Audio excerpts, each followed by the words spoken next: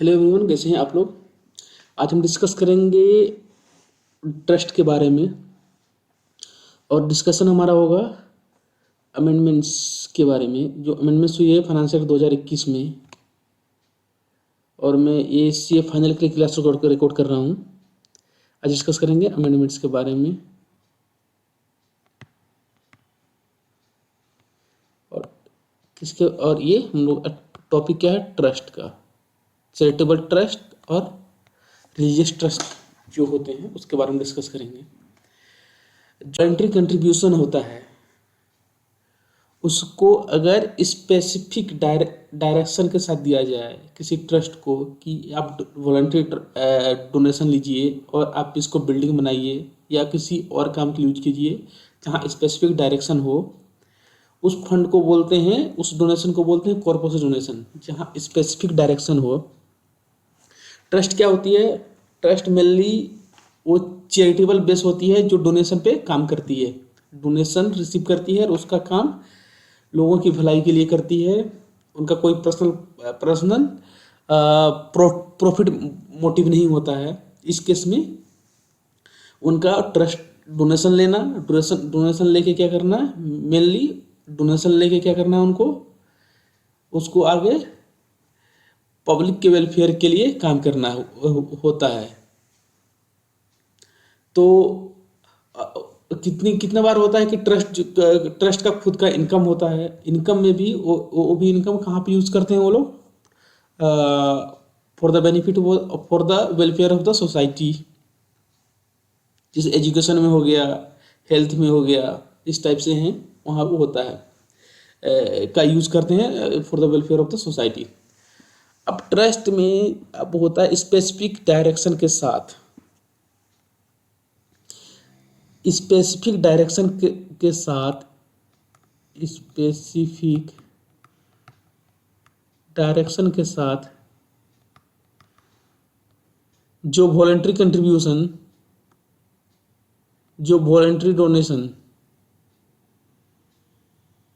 जो voluntary donation जो दिया जाता है, उसको हम क्या बोलते हैं, कॉर्पस बोलते हैं हम, कॉर्पस डोनेशन बोलते हैं इसको।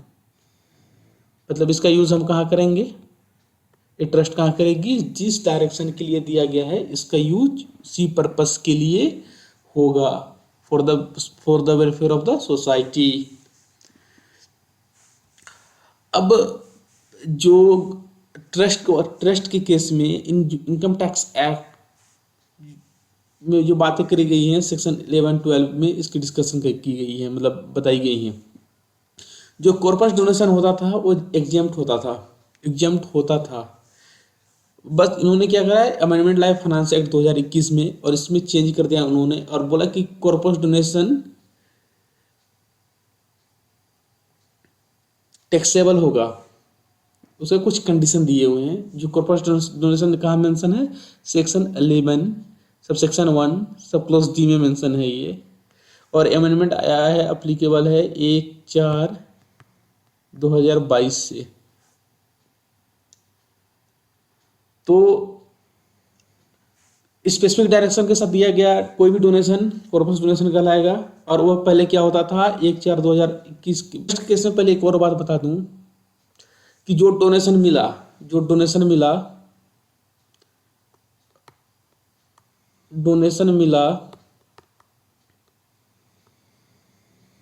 उसमें हमें क्या मिलता था, 15% का एग्जाम्पशन मिलता था। जितना डोनेशन मिला अदर देन कॉर्पस, जो डोनेशन हमें मिला या जो भी इनकम है उसका 15% का एग्जाम्पशन मिलेगा। या इनकम मान ले ट्रस्ट का,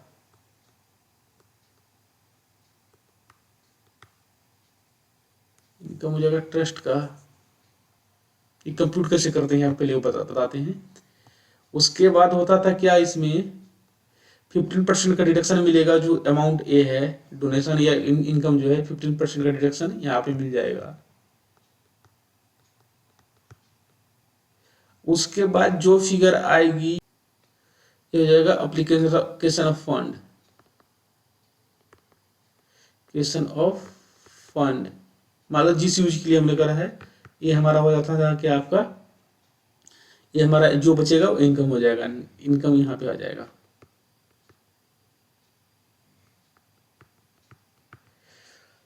इनकम ये जो होगा बचे 15% डिडक्शन, उसके बाद एप्लीकेशन ऑफ फंड, उसके बाद क्या आ जाएगा, ये एप्लीकेशन ऑफ इनकम या फंड, उसके बाद क्या हो जाएगा, ये हमारा इनकम हो जाएगा।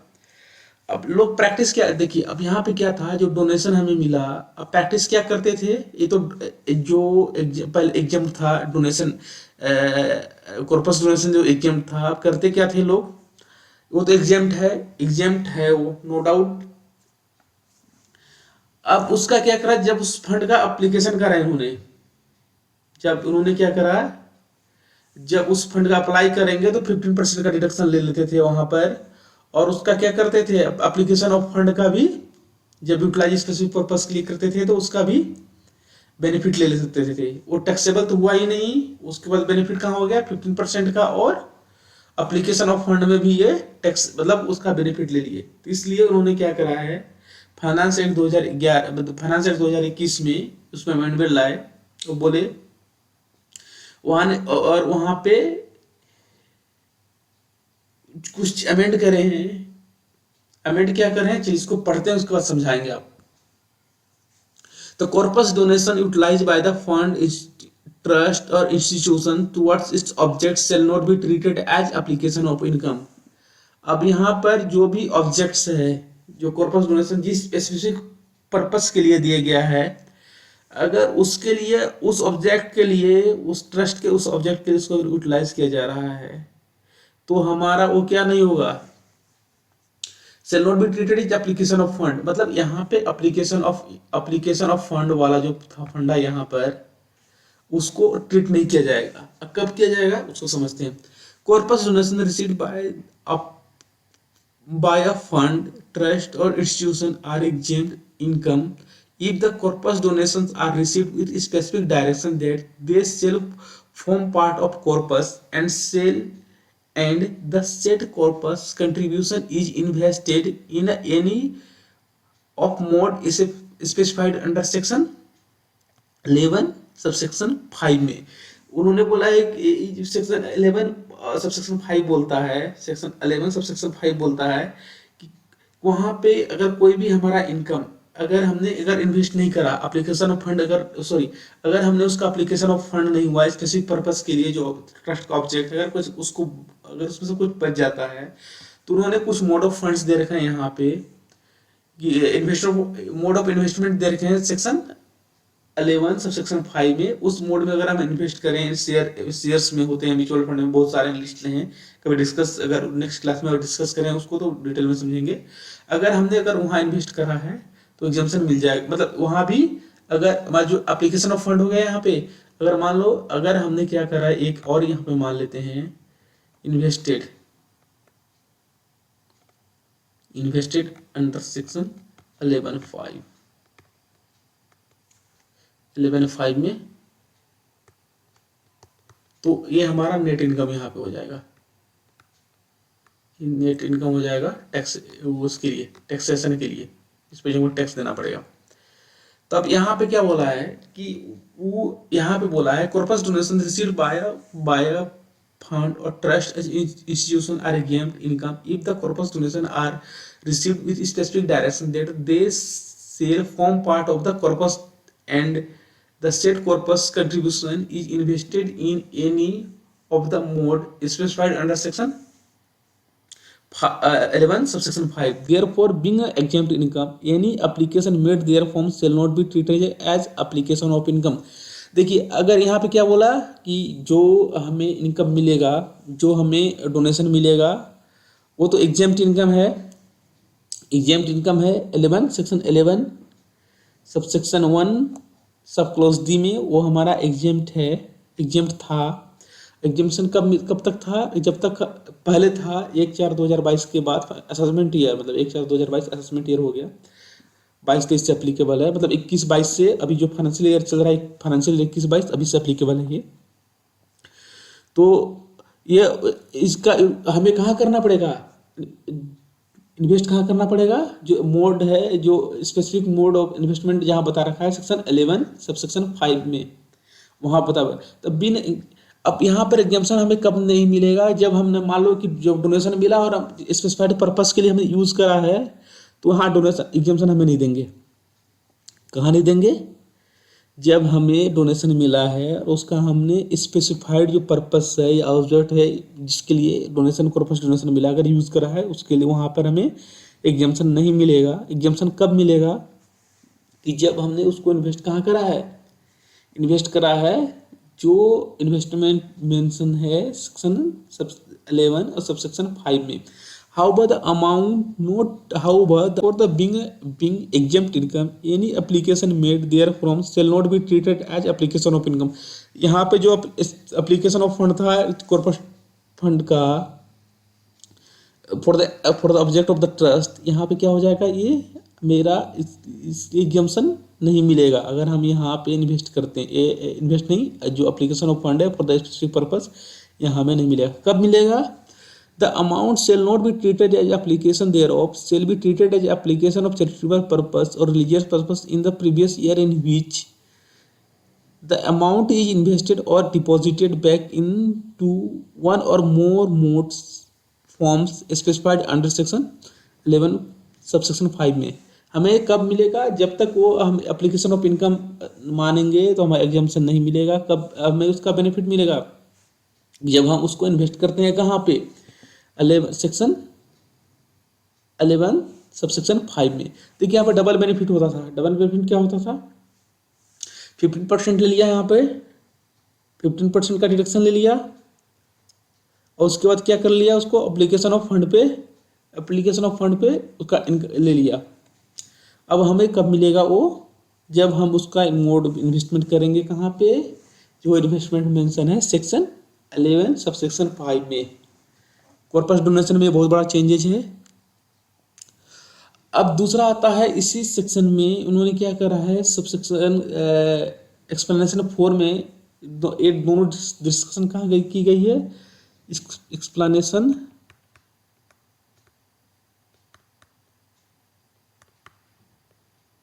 4 में, ये अमेंडमेंट जो है section 11 sub section 1 sub clause D read with section section 10 sub section 23। इसमें थर्ड प्रोवाइजो में भी वही बात की गई है। थर्ड प्रोवाइजो है यहाँ पे, प्रोवाइजो में यही बात की गई है। या सेक्शन 10 क्या होता है, वो होता है एग्जाम्पशन के लिए, जो हमें एग्जाम्पशन मिलता है जो इनकम हमारा टैक्सेबल नहीं है उसकी बात करता है। यहाँ सेक्शन 10 का सीरीज जो है वो इनकम टैक्स एक्ट में सेक्शन 10 का जो सीरीज है वो एग्जाम्पशन ऑफ इनकम की बात करता है, कौन सा इनकम एग्जाम्प्ट है। तो वहाँ पे डिस्कस करा गया, जो अमेंडमेंट आई है अभी सेक्शन 10 सब सेक्शन 23 में, वहाँ थर्ड प्रोवाइजो इंसर्ट किया गया है और वहाँ वही बोला गया है कि वो जो कॉर्पस डोनेशन है जो मिला है किसी फंड ट्रस्ट और इंस्टीट्यूशन को, जो उसका इंजेक्शन कब मिलेगा, जब वो उसका हमको स्पेसिफाइड मोड में अंडर सेक्शन 11 सब सेक्शन 5 में अगर हमने उसको इन्वेस्ट करा है। अब ये तो कहानी हो गई इसकी आपकी ट्रस्ट की और कॉर्पस डोनेशन की। अब लोग आगे करते क्या थे, अब समझते हैं कैसे कैसे काम करते हैं लोग लॉ का लूप होल निकालने के लिए।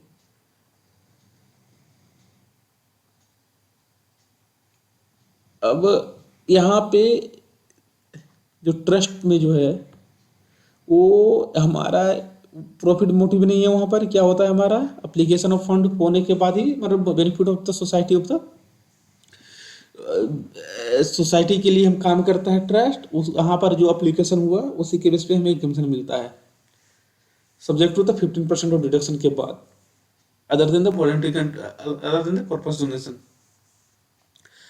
अब कितना वो होता था क्या कि लोग लोन लिया, मान लो कोई एक इंस्टीट्यूट एक क्या नाम आपका एक इंस्टीट्यूट है आपका जो मेडिकल इंस्टीट्यूट है, वो क्या करती है, लोन लेती है। लोन किस लिए लेती है कि उसको किसी स्पेसिफिक पर्पस के लिए लेती है कि बिल्डिंग बनाना है, लैबोरेटरी खोलने हैं, लैब खोलने हैं, इस टाइप से कुछ स्पेसिफिक पर्पस के लिए लेती है लोन।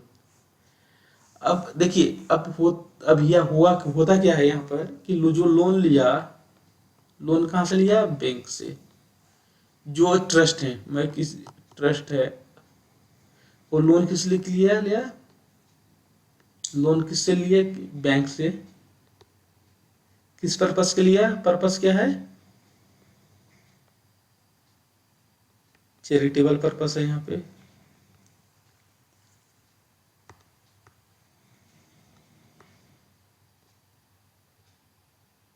जो ऑब्जेक्ट है, जो ट्रस्ट का जो ऑब्जेक्ट है, उसी पर्पस के लिए लिया, उसी लिए यूज करा। तो अब यहाँ पे जो मैंने ऊपर बताया है कि एप्लीकेशन बेस्ड है, कि एप्लीकेशन अगर हमने फंड का एप्लीकेशन करा है तो क्या होगा, ये हमारा एप्लीकेशन फंड हो जाएगा। जो हमने लोन बोरो करा है, अब उसका यूज हम कहाँ करेंगे? जो स्पेसिफिक पर्पस के लिए करेंगे, जो ऑब्जेक्ट है ट्रस्ट का। तो लोग यहाँ पे क्या करते थे कि जो ट्रस्ट का इनकम है, जो फंड डोनेशन है, डोनेशन हो गया या इनकम हो गया जो ट्रस्ट का, सपोज 100 रुपीज है, उसमें 15% का डिडक्शन मिलेगा। ठीक है, 15 रुपये का मिल गया, 85 हो गए। अब यहाँ पे क्या करा, जो लोन जो हमने लिया है बैंक से, जो बोरो करा है, वो किस लिए यूज हुआ है? चैरिटेबल पर्पस के लिए यूज हुआ है। एप्लीकेशन ऑफ फंड है यहाँ पर। ये क्या हो गया भैया? एप्लीकेशन ऑफ फंड हो गया ना, ये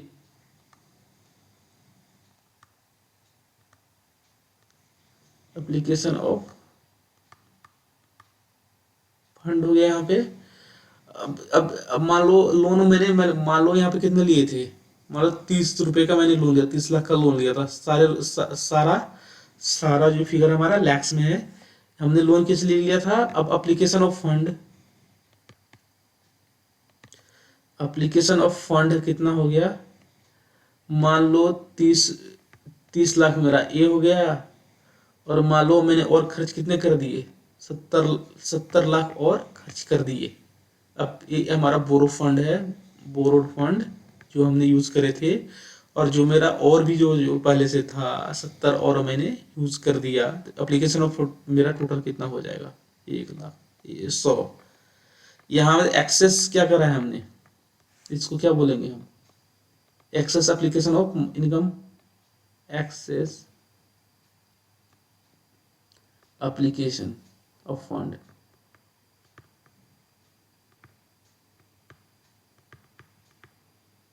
हम, मेरी औकात कितने की थी? 85 रुपए की। हमने एप्लीकेशन कितने का करा है? 100 रुपीज का, जिसमें बोरोड फंड कितना हो गया?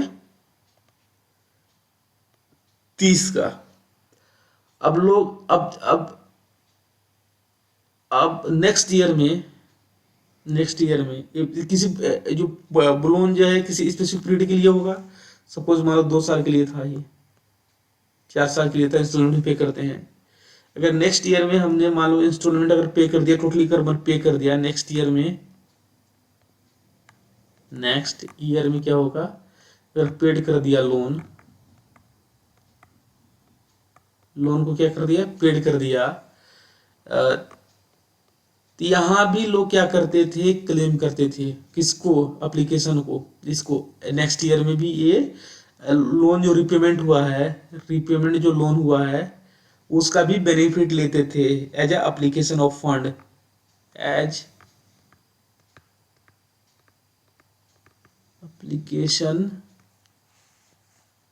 एप्लीकेशन ऑफ फंड का बेनिफिट लेते थे ट्रस्ट वाले। Benefit availed. अब देखिए, डबल बेनिफिट नहीं हो गया। आपने लोन लिया 30 का, एक बेनिफिट तो आपने यहाँ पे लिया एप्लीकेशन ऑफ फंड में, अब उसका रिपेमेंट में भी आप ले रहे हो बेनिफिट। तो डबल डिडक्ट यहाँ पे क्या हो गया? आपका डबल बेनिफिट हो गया कि जो हमने लोन लिया, बोरोड करा, स्पेसिफिक पर्पस से जब हमने अप्लाई करा, उसको वहां पे हमने क्लेम करा है application as application of fund. जिस साल हमने उसको पे करा है, वहां भी हमने क्या करा? इसको वहां भी बेनिफिट ले लिया, तो डबल बेनिफिट हो गया। यहाँ पे डबल डबल डिडक्शन हो गया, डबल एग्जम्पशन हो गया।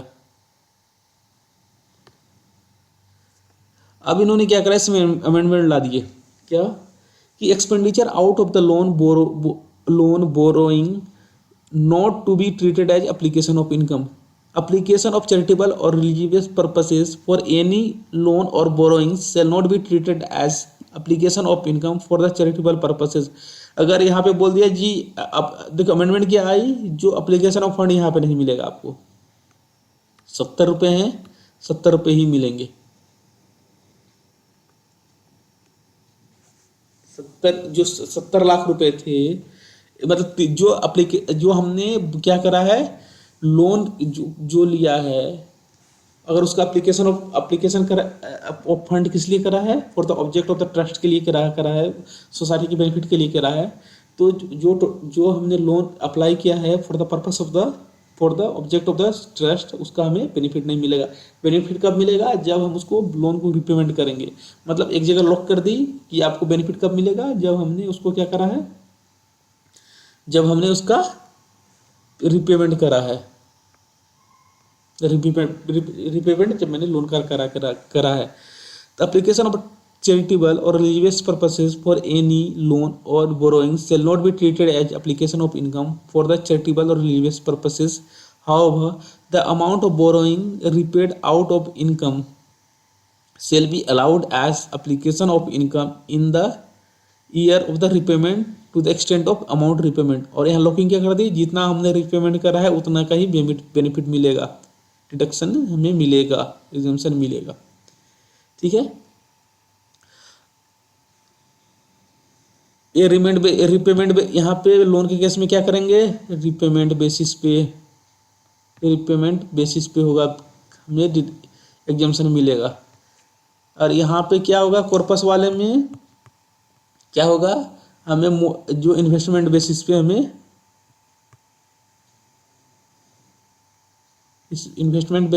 क्या मिलेगा, एग्जम्पशन मिलेगा। अब आता है नेट, अब आती है दो कहानी। अब इन्होंने, जैसे मैंने यहाँ पे एग्जांपल में क्या लिया था, यहाँ पे हमारा एक्सेस एप्लीकेशन हो गया, ये जो 100 था यहाँ पर, ये हमारा एक्सेस एप्लीकेशन ऑफ फंड था यहाँ पर। अब इसका बेनिफिट हमें आगे के सालों में मिल जाता था। जो 15 लाख रुपए का है, हमने एक्सेस क्लेम करा है, जो नेगेटिव फिगर आ रही थी, उसका बेनिफिट हमें अगले सालों में हमारी कोई डोनेशन या ट्रस्ट के इनकम से सेटअप हो जाता था। नेक्स्ट ईयर में एकोमोडेट करते थे, वो सेटअप हो जाता था। अब यहाँ पे इन्होंने इसका बेनिफिट भी देना बंद कर दिया, फाइनेंस एक्ट 2021 से में अमेंडमेंट ला के, मतलब फाइनेंशियल ईयर 2021-22 के बाद से एप्लीकेबल हो गया, असेसमेंट ईयर 22-23 से ये बेनिफिट आपको नहीं मिलेगा जो एक्सेस एप्लीकेशन ऑफ फंड अपने करा है। नोट सेट ऑफ और deduction of any expenses of past year while determining income with effect from the financial of 2022-23, no setup or deduction or allowance of any excess application of any of the previous years shall be made for the computation of income required to be applied accumulated during the previous year. इसका benefit हमें accumulation का benefit, जो 15 रुपये का मैंने access claim करा था यहाँ पर, जो नेगेटिव फिगर थी, उसका बेनिफिट हमें आगे सालों में ये नहीं मिलेगा।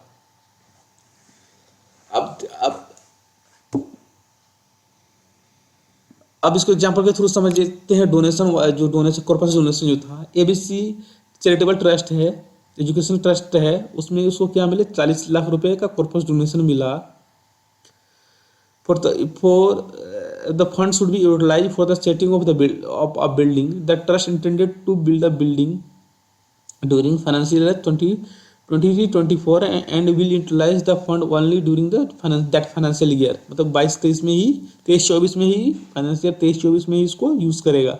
इन this regard trust want to understand the whether the corpus donation are exempted under section इतना as a CA being a CA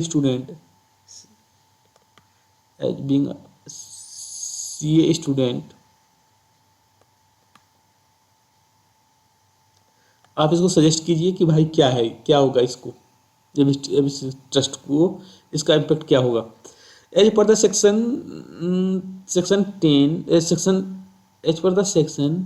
11 subsection 1 subsection subclause D में voluntary contributions made with specific direction that they shall form part of the corpus trust is an exempt income. However, with effect from assessment year 2022-23, in order to avail exemption by the trust, such corpus donation must be invested or deposited in one or more forms of mode specified under section 11 subsection 5. Failure to deposit the same in prescribed mode will be inclusion of the corpus donation as an income of the ABC charitable trust. हमें क्या करना है, इसको किस mode में 40 लाख रुपए को invest करना है। 40 लाख रुपए को हमें क्या करना है, इन्वेस्ट कहाँ करना है, investment as per the mode, as per the mode specified under section 11 subsection 5 में। अगर हमने यहाँ पे इन्वेस्टमेंट नहीं करा है किसके अकॉर्डिंग, सेक्शन 11 सबसेक्शन 5 के अकॉर्डिंग, तो हमारा क्या हो जाएगा, ये हमारा इनकम हो जाएगा ट्रस्ट का। अगर उसको अगर डिपॉजिट नहीं करा है, इन्वेस्टमेंट नहीं करा है किसके अकॉर्डिंग, सेक्शन 10 सबसेक्शन 11 5 के अकॉर्डिंग, तो हमारा क्या हो जाएगा, ये ट्रस्ट का इनकम हो जाएगा। आई होप आप लोगों को समझ में आ गई होगी। रिस्पेक्टिव नोट्स के लिए आपको अगर नोट्स चाहिए जो ये नोट्स, तो आप हमें कमेंट्स बॉक्स में रिक्वेस्ट कर सकते हैं। आज के लिए इतना ही।